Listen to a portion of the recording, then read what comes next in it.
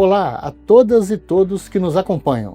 Meu nome é Itamar de Ávila Ramos, sou promotor de justiça e dirigente do Centro de Apoio Operacional de Implementação das Políticas de Saúde do Ministério Público do Estado do Espírito Santo. Hoje estou aqui com a doutora Renata Beatriz Oliveira Ferreira Nemer, que também é promotora de justiça e ela é coordenadora da região Norte de Saúde do nosso Centro de Apoio do Ministério Público. Nós hoje estamos aqui para falar sobre um tema muito importante, a saúde da mulher. Um tema que merece atenção constante. A gente vai conversar sobre cuidados preventivos, exames essenciais e os direitos garantidos pelo SUS, com foco em promover mais qualidade de vida para todas as mulheres. Para tanto, nós estamos aqui hoje com a doutora Raquel Quintino, que é mastologista e cirurgiã oncológica, que vai nos tirar dúvidas importantes sobre o assunto. Bem-vindo, doutora. Muito obrigada, é um prazer. Para começarmos, como a senhora avalia a importância do cuidado integral com a saúde da mulher ao longo da vida? Então, o cuidado integral ele é muito importante e ele deve ser iniciado lá na unidade básica de saúde. Porque se a gente cuida lá do início com a paciente indo até a unidade básica, consultando com o clínico geral para saber que tem que fazer os exames preventivos, que se ela estiver sentindo alguma coisa diferente, que ela pode ir lá para fazer outros exames direcionados com o que ela está sentindo, a gente vai desabarrotar o sistema hospitalar, que está sempre lotado, faltando vagas, faltando vaga em UTI. Então, tudo começa lá na unidade básica. E a integralidade, de todos os sistemas e do corpo como um todo. A gente vê colo do útero, a gente vê mama, a gente vê intestino, a gente vê estômago, a gente vê como um todo. E isso a gente consegue garantir um acesso integral à saúde e um cuidado integral. Doutora, quais são os hábitos de vida que são fundamentais para a prevenção do câncer, especialmente entre nós mulheres? Então, os hábitos de vida saudáveis seriam não fumar, não beber, praticar atividade física e manter o peso adequado e uma alimentação saudável. Com isso, a gente consegue diminuir em 30% a incidência de câncer, de qualquer tipo de câncer de uma maneira geral. Existe uma dúvida que eu queria que a senhora pudesse nos esclarecer. Qual é essa diferença entre os exames preventivos e exames de diagnóstico precoce? E como ambos contribuem para a saúde da mulher? Essa é uma pergunta muito importante, porque os exames preventivos são aqueles que eu faço e eu consigo prevenir que eu tenha um câncer, por exemplo. Os exames de diagnóstico precoce não vão evitar que eu tenha a doença, mas vão me diagnosticar o quanto antes. Exemplo, se eu faço o exame de preventivo de colo de útero, eu consigo pegar lesões que ainda não são de câncer, mas que são passíveis de tratar e a paciente nunca vai ter câncer.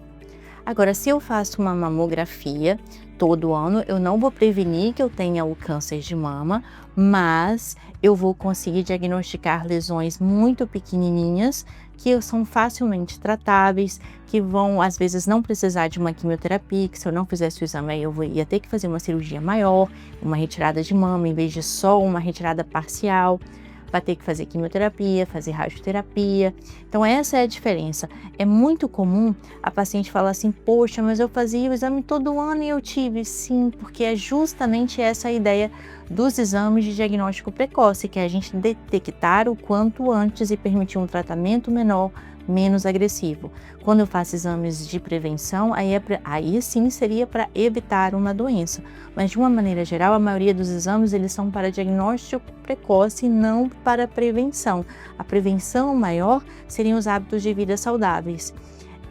Os exames preventivos, exemplo fácil de entender, seria, por exemplo, eu fazer um colesterol, e se meu colesterol está alto, eu vou tomar simvastatina para evitar que eu obstrua a minha artéria do coração.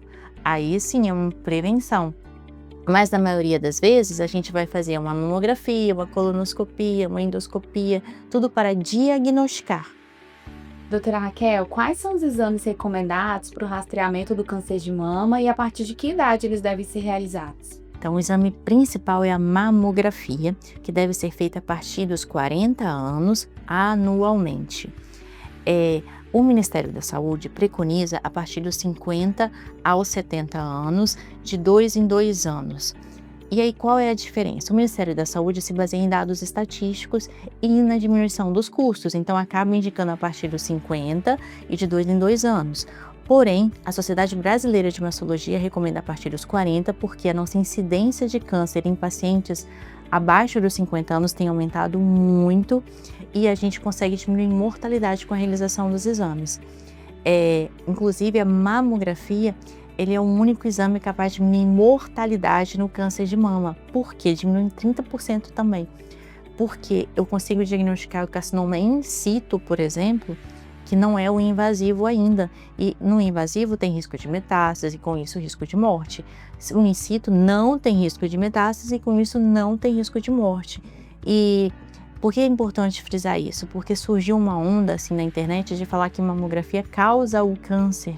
E não causa câncer. A radiação da mamografia é uma radiação muito, muito pequena, que no decorrer da vida, para a gente adquirir uma dose suficiente para ser um pouco mais agressiva, teria que fazer mais de 100, e a gente não faz isso. A partir dos 40, se a gente fizer até os 90 anos, ainda assim vai fazer 50 mamografias, é muito menos.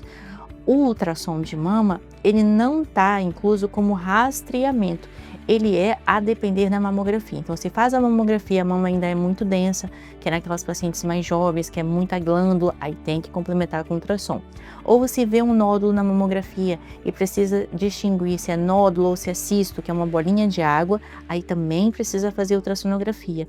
E tirando essas situações, no caso de pacientes com risco maior para câncer de mama, aí a gente tem que acrescentar outros exames como a ressonância de mamas, mas não é o comum. Então, o básico que funciona é mamografia todo ano a partir dos 40 anos. E aí, para as pacientes que vão ao posto de saúde e está fora dos 50 aos 70, pode fazer? Pode. Só que aí tem que passar na consulta com o médico do posto. Essa é a diferença. Se estiver entre 50 e 70, nem precisa passar em consulta. Você vai lá com a enfermeira do posto, com a agente de saúde que vai conseguir a sua requisição e fazer o exame. Fora dessa faixa etária, é só passar na consulta que também consegue fazer. Existe algum exame específico para a gente detectar o câncer de estômago em mulheres com sintomas persistentes ou com fatores de risco? Sim, existe a endoscopia digestiva alta, que é o exame que vai diagnosticar as lesões do estômago.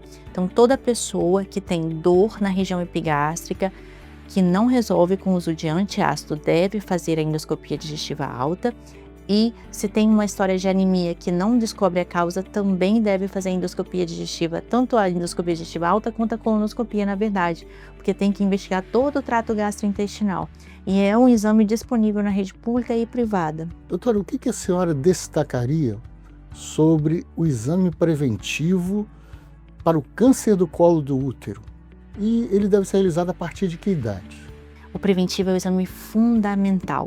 Ele é barato, ele é feito nas unidades básicas, pode ser feito pela própria enfermeira do posto e é ele que vai diagnosticar as primeiras alterações do colo do útero antes de ser lesão de câncer mesmo, nas lesões pré-cancerosas. E aí a paciente pode ser encaminhada para tratar antes de ter um câncer mesmo. Em Linhares a gente tem a Casa Rosa, que funciona super bem, eu tenho muito orgulho de lá, que colhe o preventivo, faz as biópsias de colo de útero e depois encaminha os pacientes para a oncologia do Hospital Rio Doce para tratar, inclusive as lesões que ainda não são câncer, mas que podem se tornar câncer. Há exames específicos para detectar precocemente o câncer do ovário e o câncer do colo do útero? E quando eles devem ser considerados? Então, do colo do útero é o preventivo, que faltou eu falar a idade, que é a partir dos 22 anos ou a partir do início da atividade sexual. Então, iniciou a atividade sexual, inicia a coleta de preventivo anualmente. Um detalhe que do colo do útero é sobre a vacinação. A vacinação do HPV ela é muito, muito importante, né? E ela é disponível na rede pública. A única diferença da rede pública e privada é que a rede pública dispõe de um pouco menos de sorotipos, mas ela já abrange os principais sorotipos causadores do câncer de colo do útero e os mais agressivos, 16, 18 principalmente, e é ela que vai evitar o câncer de colo de útero, porque o HPV, que é um vírus transmitido sexualmente, é a principal causa de câncer de colo de útero. Então, se é vacinado, e se é vacinado antes do início da atividade sexual, antes então do contato com o vírus, é o que vai ajudar a prevenir o câncer de colo de útero. Sobre o câncer de ovário, esse é um pouquinho mais complicado, porque na maioria das vezes ele é assintomático, não sente nada. E aí a paciente pode desenvolver o câncer de ovário. Mas o que a gente ainda tem de possível para realizar é fazer um ultrassom endovaginal. Então, eu recomendo, apesar de não ser um protocolo universal, mas todo ano as pacientes realizarem, além do preventivo, fazer a ultrassonografia endovaginal. Nós falamos sobre vários tipos de exame. E eu queria saber se a senhora poderia esclarecer com que frequência esses exames devem ser realizados e como as mulheres podem garantir esse acompanhamento no SUS. Todos esses de diagnóstico precoce principais a gente tem no SUS. E aí seriam: o primeiro, iniciou atividade sexual, preventivo anualmente. E às vezes a gente pode antecipar o preventivo se ele tiver alguma alteração, que são os chamados NICs, né? Aí a gente antecipa, em vez de anualmente, pode ser a cada 3 meses, a cada 6 meses, não a depender.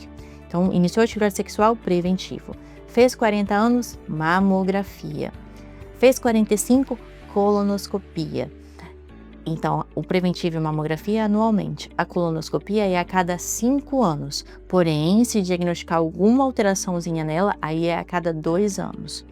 E a endoscopia digestiva alta, se aparecer algum daqueles sintomas de uma dor no estômago que não resolve, uma anemia que não está melhorando, que não descobriu a causa. E todos esses a gente consegue na rede pública. Doutora Raquel Quintino, nós temos muito a agradecer à senhora por todas essas explicações que foram prestadas de forma clara e objetiva, trazendo às mulheres um conhecimento sobre as prevenções, os exames e seus direitos. Muitíssimo obrigado. Eu que agradeço a oportunidade, gosto muito de falar sobre o assunto, de ajudar e colaborar na saúde de Linhares. Muito obrigada, doutora Raquel, foi um prazer conhecer a senhora.